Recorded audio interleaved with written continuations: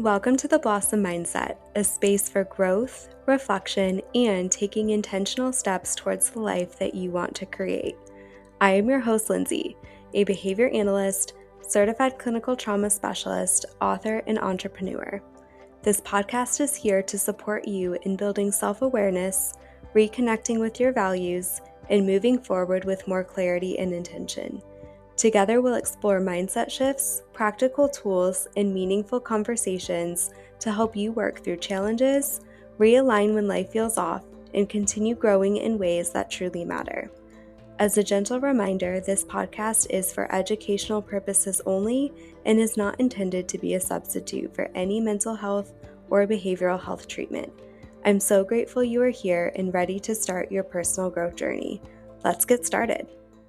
I think a lot of people hear the phrase nervous system regulation and immediately imagine a perfect wellness routine. The quiet morning, the sunlight, the journaling, the meditation, the slow walk, even the balanced breakfast, or the version of yourself that somehow moves through the whole day feeling calm, grounded, peaceful, and completely unbothered. Even thinking to some of the influencers on social media, kind of showcasing what maybe a perfect regulated day looks like with that slow morning, but it's not always feasible. And while all those practices can be supportive, I think the image can also make regulation feel very far away from what is really practical in real life. That perfect morning like that perfect evening routine is not always practical for most humans on a day-to-day basis. Because for most of us, regulation does not always look like a full morning routine. It does not look like calm or aesthetic. It does not always happen when your house is quiet, your schedule is open, and everything around you feels peaceful. That's not what nervous system regulation is. A lot of time, regulation is much smaller and much more practical than that.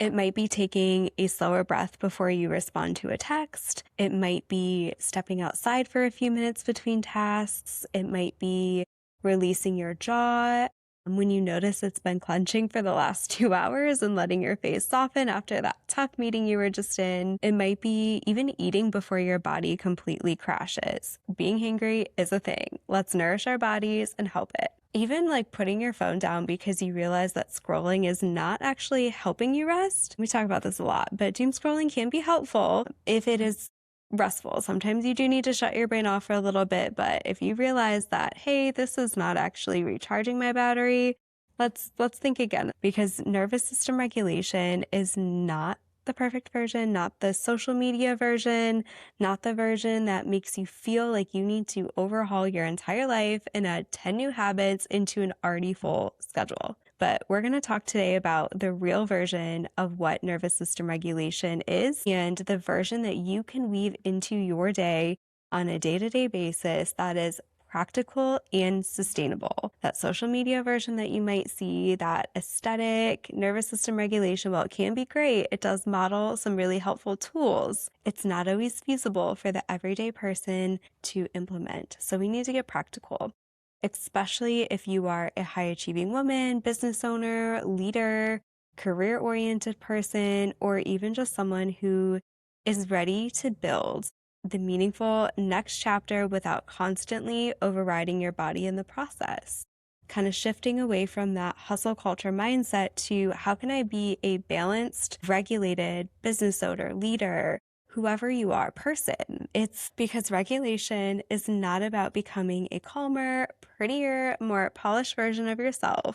It is learning how to support yourself in real life with real tools, real habits that are practical and sustainable. One of the biggest misconceptions about nervous system regulation is that it means you are supposed to become a person who never gets stressed, or you have to be calm and disregard your emotions.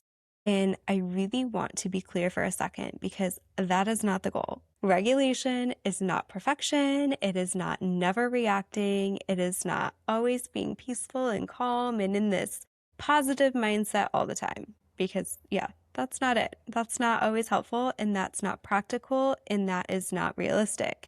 If I saw that, I'd probably be like, maybe we are dysregulated here. It's not about forcing yourself to calm down when your body is clearly trying to communicate something to you. Your nervous system is not something to fight against, it's something to understand. We are going to react, and that is normal, that is human, and sometimes we need to react. If you're outside just chilling at the park and there's kids playing and all of a sudden you notice a ball's being thrown at your face, you're going to need to react. Whether you react and catch the ball, whether you react and dodge it, you have to react. Reaction is not always a bad thing. It does not always mean that our nervous system is dysregulated. We need it. We need to react in a controlled manner too. If you start screaming and, flailing your arms, that may not solve your problem in that moment. But if you can control that reaction and understand, how can I react in a more effective way? Sometimes our systems are going to go from 0 to 100 really quick, especially in a safety situation. So I don't want that to kind of be included in the mindset right now, because there's going to be times where we do need to react and our system is going to react. I really think this distinction matters because so many people, especially women, already feel like they already have to do everything well to be productive, successful, healthy, emotionally steady, be available and open. Then we also have disciplined, being consistent, motivated, responsive, ambitious, but also rested, and be driven, but also balanced. So how do you do that? When regulation becomes another thing you feel like you have to get right, it misses the point. Regulation is not about performing calm. It's not about acting like you're calm all the time. It's about creating enough safety and support in your body to come back to yourself. And I want to reiterate this. Your body is supposed to react. That is a part of being human. The goal is not to stop your body from responding. The goal is to build enough awareness that you can notice when your body is responding as if everything's urgent, threatening, or too much, even when the situation may not require that level of protection. I want to say this again. The goal is to build enough awareness that you can notice when your body is responding as if everything is urgent, threatening, or too much, even when the situation itself may not require that level of protection. And that's where regulation becomes really practical. I'm actually really excited because I'm getting ready to host a second Connect with Your Inner Protector event in Charlotte, North Carolina, I think on June 20th with Igneous Self-Defense. And that's exactly what we're going over. We're going over that fight, flight, freeze, fawn response and understanding, noticing it in your system, especially when everything feels in the moment triggering, like it's urgent or threatening, and the situation may not require that level of protection. So how to respond more effectively and defensively. And then also being able to build the tools too to notice, hey, my system is in a state of being triggered and I need to defend and be safe in this moment because of the situation, and how to respond in a more effective way. So I'm really excited for that event, and pretty soon I will have Jax on here with me from Igneous Self-Defense. We are going to be discussing all the details and delving more into this topic, so follow along and stay tuned. I'm really excited for this one. But getting back to this episode, I don't want to give too many spoilers. A simple way to think about nervous system regulation is this. Regulation is helping your body come back to a place where you can think, choose, respond, and function with more steadiness. It does not mean everything uncomfortable goes away.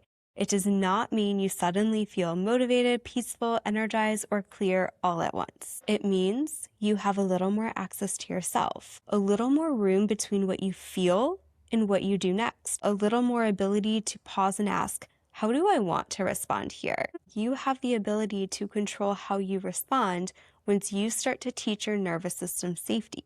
And the way we show up is influenced by so many variables: sleep, food, stress, pain, hormones, sensory input, work overload, or just workload in general, relationships, friendships, past experiences, the current demands, and the environment that we're in. So if your body is depleted, overstimulated, undersupported, or constantly operating from urgency, it makes sense that the follow-through feels harder. And it makes sense that the decision-making feels harder. If you are operating from that sense of urgency, that state of urgency, that state of dysregulation, that is what your body knows. That is what you're teaching your body is normal. And over time, too, when you are operating in that state, it makes sense that you may snap, shut down, avoid, overwork, doom scroll, procrastinate, or even feel like the smaller tasks take more effort than they normally would. It does not mean you're lazy, does not mean you lack discipline. It does not mean that you are not capable, that you don't have the skill set. It means your body needs more support before you can strategically move forward. You cannot operate to maybe even your typical capacity if you are regulated in that state if you are not supporting your body. That goes back to the stem of the blossom.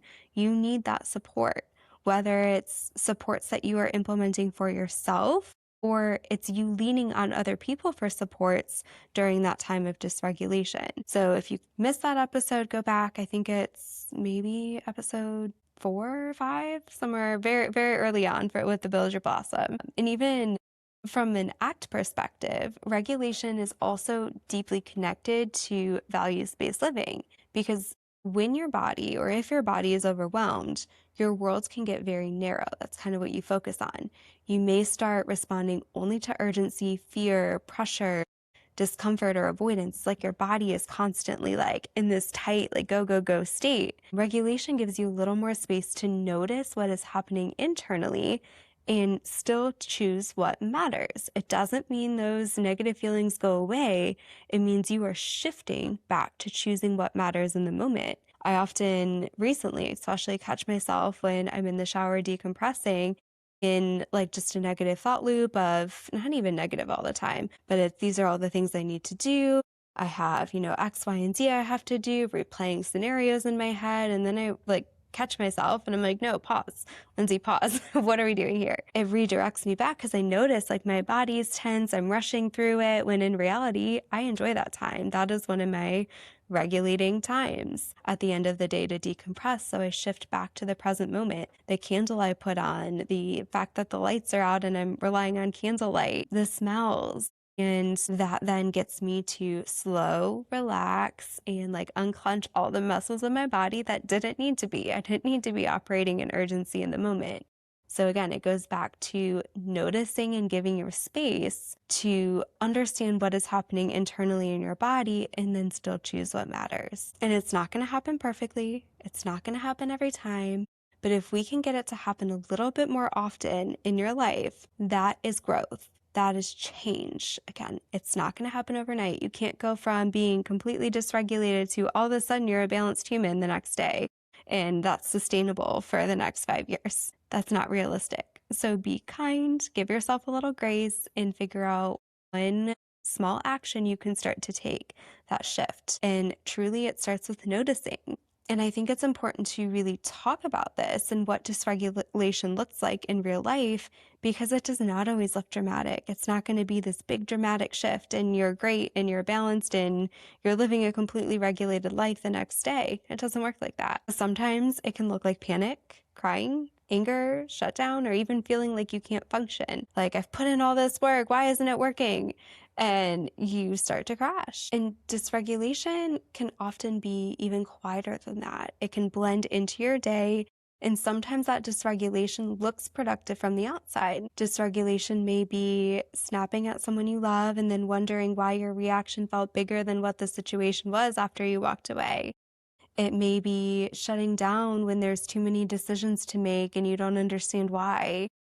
It may be doom scrolling because your brain is tired, but your body doesn't know how to truly, fully contact that rest. It may even be showing up as procrastination on something you really care about because the task feels too emotionally loaded to start.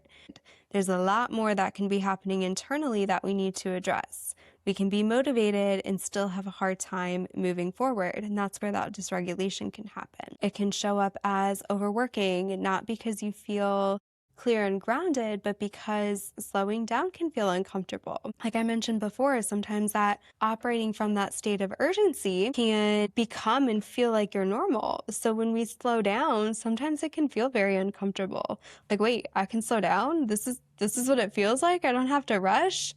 Like, I don't know. I feel like I'm doing something wrong. And that constant urgency where everything feels like it needs to happen right now is that dysregulation, because it doesn't always have to happen right now.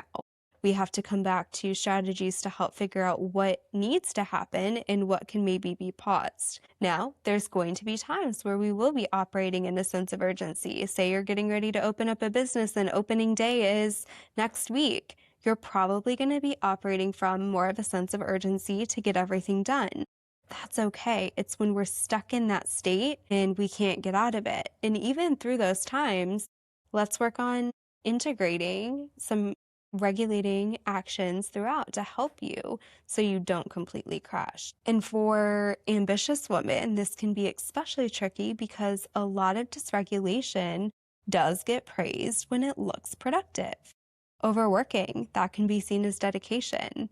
Think about the bonuses that you might get. You're reinforced for overworking in order to access additional income. Overcommitting can be seen as reliability. Ignoring your needs can be seen as discipline. Pushing through exhaustion can be seen as ambition. And being constantly available can also be seen sometimes as leadership. And going back to the last episode, we have to remember so many things can be happening internally that no one sees. So pushing through that exhaustion, not everyone's going to see that. They see, oh, this person's ambitious. They're doing great. They're working overload. They don't know what's happening internally for you. They don't understand how dysregulated you are because you're still showing up on the outside. And just because something is rewarded, it does not mean it is sustainable. That hustle culture truly cannot be sustainable. You're crashing, you're overworked. Now, it can be helpful at times, but from a larger perspective, that larger mindset, I want to really incorporate how you can be regulated and still move forward towards your goals, how you can still be successful in the capacity that you need or that you desire, and be balanced and regulated while you do it. And just because you look successful on the outside, again, it does not mean your body feels supported on the inside. And this is also why self-awareness matters so much. When you begin to notice these patterns with more honesty and compassion within yourself, you can stop making everything a character flaw and start asking some better questions. Instead of, what's wrong with me? What if you try, what is happening in my body? What conditions am I operating under? What support might be missing? And what is this behavior helping me escape, avoid, access, or communicate? That is where the change starts. Not from shame, but from awareness. You can't change something effectively if you are not aware of what needs to be changed in the first place. How are you going to change if you don't know what it is? The bigger question is now, what does regulation actually look like? Because in real life, it usually starts a lot smaller than we think. Like I said before, we are not here to create this big overhaul in our life and completely revamp it in a night. That's not sustainable. It might be taking a longer exhale before answering someone when you feel the impulse to react quickly. I know I catch myself doing that, especially before I have to go into a difficult conversation, or even just sometimes naturally before my next client. I will just sit there, take a few deep breaths, slow my breathing down, especially if I'd been like in a work mode, coming off of another client. I want to slow my system down before I go in. It might be stepping outside between meetings because your body needs a different cue. It needs movement. It needs a shift in environment. Again, it doesn't have to be for 15 minutes. Maybe you walk down the stairs, maybe go outside, walk to your car, whatever is feasible in those moments. Movement is a really good regulation tool for the body. It's something that I use on a daily basis. If I don't have my movement, my body is not as regulated as it could be. Even drinking water, eating lunch, relaxing your shoulders when you realize you've been carrying tension all day. Again, going back to being hangry. Our body needs nutrients, it needs fuel, and it needs hydration in order to sustain. If we are operating in go, go, go, and we're not taking the time to eat, no wonder we're dysregulated by the end of the day. Throwing in, even for those with ADHD, even medicine can suppress some of that, and then you wear off and it's a tough evening. So the more we can proactively take care of our body, that's regulation. Even on busy days, there's going to be days where maybe you choose to work through lunch, and even having snacks. For me, I use some of those like adult bento boxes and fill it with snacks, almost like a little charcuterie board, so I can snack while I'm working if it is a day where I know that I'm not going to be able to sit down and have like a full meal. And it helps me get through the day. Having those little snacks are sustainable for me, and I can pre-plan those. Drinking water, always having a water bottle, hydrating, drinking fluids. Those are all little bits of regulation you can incorporate on a day-to-day basis. Maybe you choose one task instead of 10 because your body needs clarity, not more pressure. Make a list of everything you need to get done, and instead of focusing on all of them at once, figure out, what do I need to prioritize and which one can I start now? And then which ones can go on pause? Or are there any you can delegate to someone else to help you out for a little bit? Maybe you come home and you have a partner. Maybe you ask them to clean up or vacuum or do the dishes because you had a very long day. So maybe you split. Maybe they have more capacity to be able to help you out there, and another day you can take lead. Sometimes it can also look like pausing before you say yes, so you can actually check your capacity. If we're rushing in a state of urgency, sometimes that immediate response is, yes, I can do it, or yes, I want to go, or yes, I'll be there, without checking in with yourself and saying, hey, do I actually have the capacity to do this? Can I actually add that meeting into my schedule? Or can I actually go to this event that, you want to plan? So checking in with yourself, so then it doesn't get to the point where you are so overloaded, you end up canceling, delaying, or pushing through and your body is screaming at you. Even turning down the music or turning down stimulation. So like putting your phone away, put it in a different room so you're not tempted.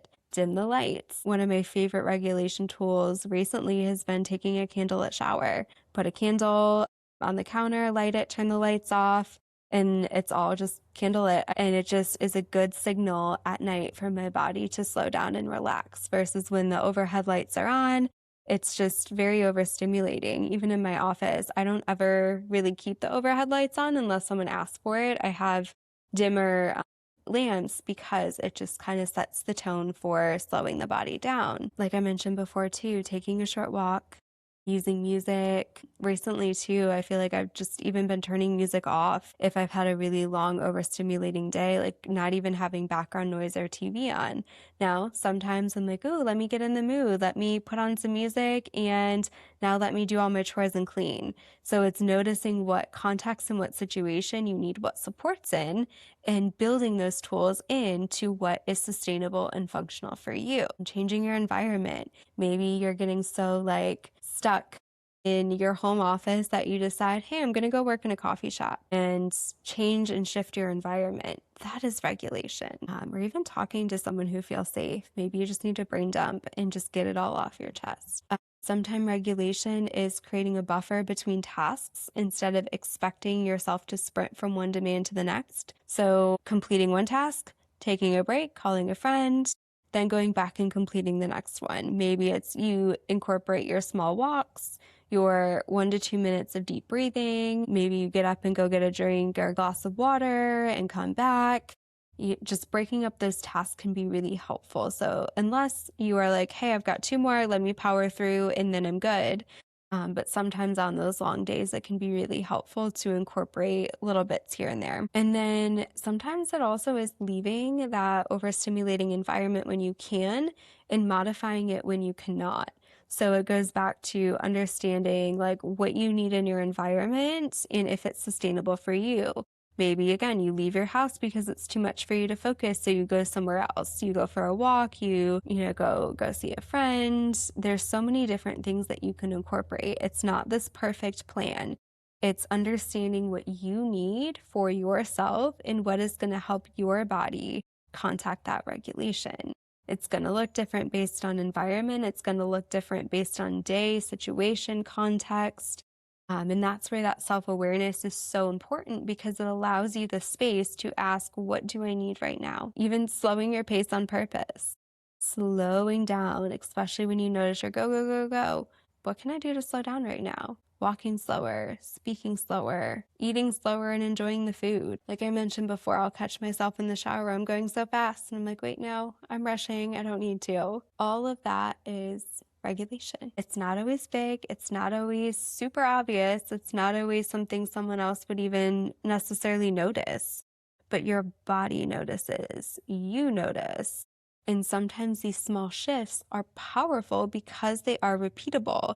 And it's these small shifts that are going to be sustainable for you long term. And that's what I really want to emphasize, that small counts. Regulation does not need to take an hour. Yes, you can go to an hour-long yoga class and slow down. That is great. That is such a good tool. I love to use it. It is not always practical in those little moments when your body is screaming and it needs it. It does not need to be impressive. It does not need to look like someone else's version of what a wellness or nervous system regulation routine looks like. Those few slower breaths can matter, eating before you crash, a short walk, all of those matter. Turning down the stimulation, a boundary, putting your feet on the floor and orienting yourself to the room, all matter. The goal is not to regulate perfectly. The goal is to build awareness and return back to yourself, to notice, I'm getting activated. I'm starting to shut down. I'm moving from urgency. I'm saying yes from pressure, not alignment. I'm overwhelmed and I need to simplify. And then choose one thing that can help you come back. Like I said, it doesn't need to be big. Maybe you do need to shut off and you're like, hey, I need to go spend 40 minutes in the sauna by myself. Cool, go do that if you can. Again, it's not always going to be realistic in the moment, but scheduling in those things can be really helpful. Here, I just want to look at what are those small shifts you can use on a day-to-day basis, because that is practice. We want to look at how we can practice these and shift, not create this perfect routine that may or may not be sustainable for you. It's not about creating that constant calm, just about noticing and returning back to your body. And this matters for so many people, because when you are building something meaningful, it can be very easy to focus only on the strategy, the plan, the schedule, the content, the business model, that next offer, career goal, the next version of yourself that you're trying to go into. And strategy does matter. It's very important. Structure matters, accountability matters, and action matters. All of those matter. All of those are all important factors when you are trying to build and shift into that version of you. Regulation supports focus because your brain has more access to the present moment. And that's where that growth can happen, when you are contacting that present moment to then be able to make choices and move forward in that direction you want to go. It supports that decision making because you're not only responding from pressure or fear, you begin to learn how to respond from alignment. It supports emotional stability because your body is getting more consistent cues of support throughout the day. It supports boundaries because you can pause long enough to notice when your yes is no longer aligned. And it can really support that sustainable consistency because you're no longer relying on pressure, adrenaline, or self-criticism to keep going. And this is where that regulation is becoming practical, not just a wellness concept, not just a social media trend, because it's not about being a social media trend. It is separate from that, because it is about building a business, growing a career, creating healthier relationships, and even becoming that person you want to be, and doing it regulated and balanced and sustainable, because your dream life should not require you to abandon your body in order to build it. And that is such an important reframe. I think I've talked about so many times because I cannot reiterate it enough.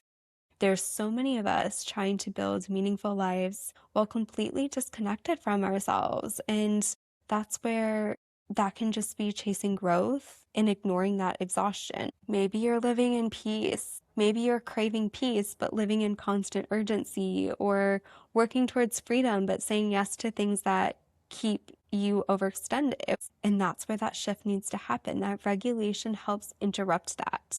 It's not by making life easy. It's not by removing every discomfort, because we need to sit with the discomfort. We need to sit with those emotions, that sadness, that anger at times. But that regulation is helping you come back to your body, your values, and your next aligned step. This is where regulation connects so closely to values. Values are not just goals. They are directions you want your life to move in, and the kind of person you want to be as you move through it.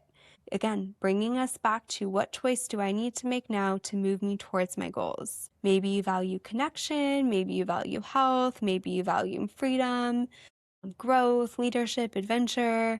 But it's much harder to live in alignment with those values when your body is constantly in survival mode.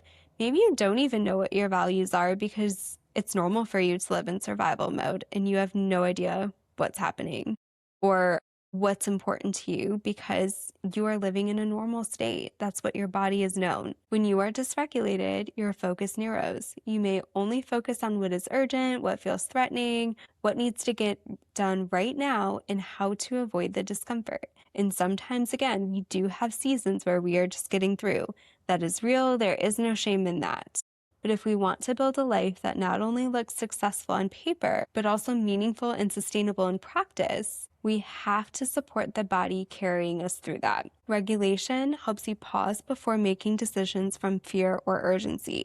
It helps you set the clear boundaries. It helps you come back to what matters when your mind is loud. And it helps you take values-based action even when discomfort is present. Because again, regulation does not mean discomfort disappears before you move forward. It means you create enough steadiness to ask, what matters here in this present moment, and take the next step with more awareness. Self-awareness is huge. So as you think about your own life, I want to offer a few reflection questions. The first is, what actually helps my body feel supported?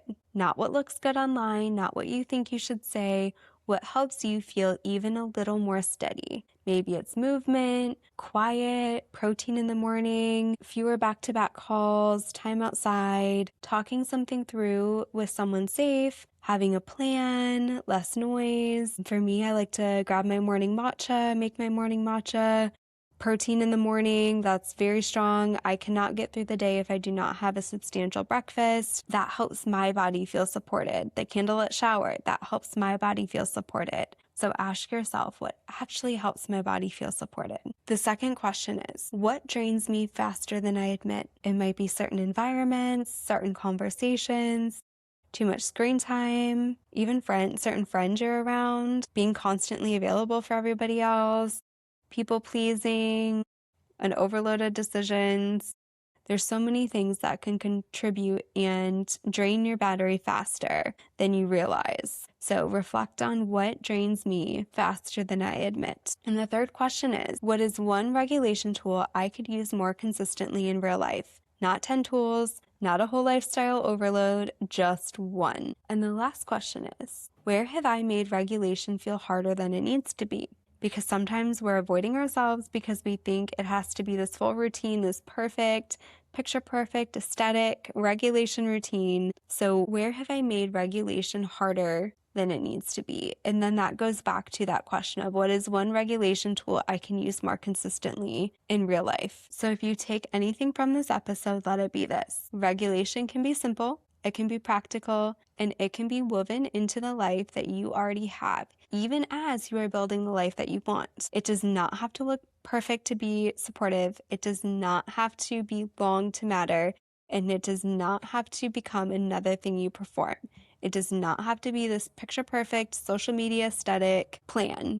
Regulation is less about becoming the calmest person in the room and more about building a relationship better with your body, to notice your signals, to respond with support instead of shame, and to create small moments of steadiness throughout your day so you can come back to yourself, come back to your values, and come back to the life that you are intentionally building. Because you are not meant to build your dream life by overriding yourself. You are allowed to build it with support, with steadiness, and in a way your body can actually live inside of. And sometimes the next step is not about doing more. The next step is simply pausing long enough to ask, what does my body need from me right now?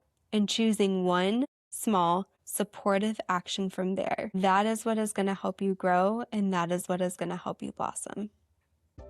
Thank you for joining in on this episode of The Blossom Mindset with me. I hope that our discussion has inspired you to take actionable steps towards blossoming into your fullest potential. Don't forget, the best way to show your support is by liking, sharing, and leaving a 5-star review on this podcast. Feel free to drop any ideas for future podcast topics by commenting on my most recent Instagram post of this episode. If you are interested in additional resources or one-to-one coaching, check out our website linked in the show notes. I am so proud of you. By tuning in and listening, you just took one small, actionable step forward towards blossoming into your fullest potential.